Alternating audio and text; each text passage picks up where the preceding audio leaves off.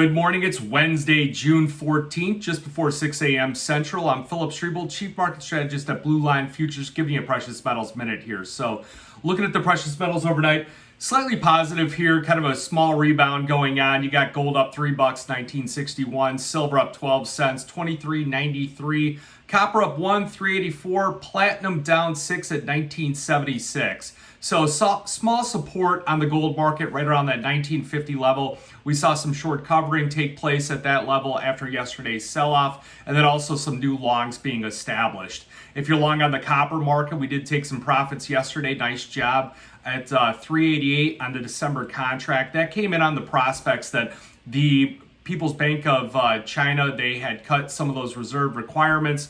Also, they had cut some of the rates here, and it sets the prospects for some stimulus measures. So any dip on copper, I think, is worth looking at. Remember, the CME's got a small contract on there.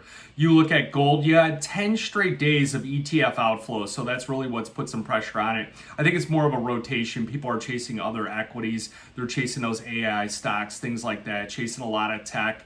Remember, 7 stocks are really what's fueling this rally in the equity markets, and people are chasing those.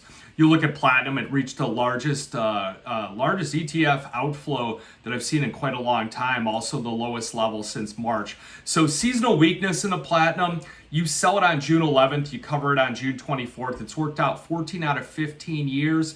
Average sell-off is about $40. So we'll look at where the start was on there. We'll look at about $40 lower, and that's probably your spot where you're going to want to start building some positions on that platinum market. CPI yesterday reached a 26-month low, kind of fueled this risk on trade, but you didn't see that overflow in the gold and silver. You actually saw a small spike up on gold. It hit our top end of the range, our probable range, right around that 1985 level, and then it started to back off from there. Everything played within the ranges that we had outlined, and the price action was strikingly similar to that May 10th volatility where we had pulled back about $15 on the day. So a couple other things here. Oil, the administration outlined some plans to start to rebuild the SPR. You got oil up another $1 here today, and then also you had that snapback about $2 yesterday. So that dip that we saw, look at the daily chart, real good buying action and the mid to high 60s. Use that December contract, sell those out just over 70, 71, and 72.50, and hold part of your position as a long core position. So the Fed, they're expecting the first pause in 15 months.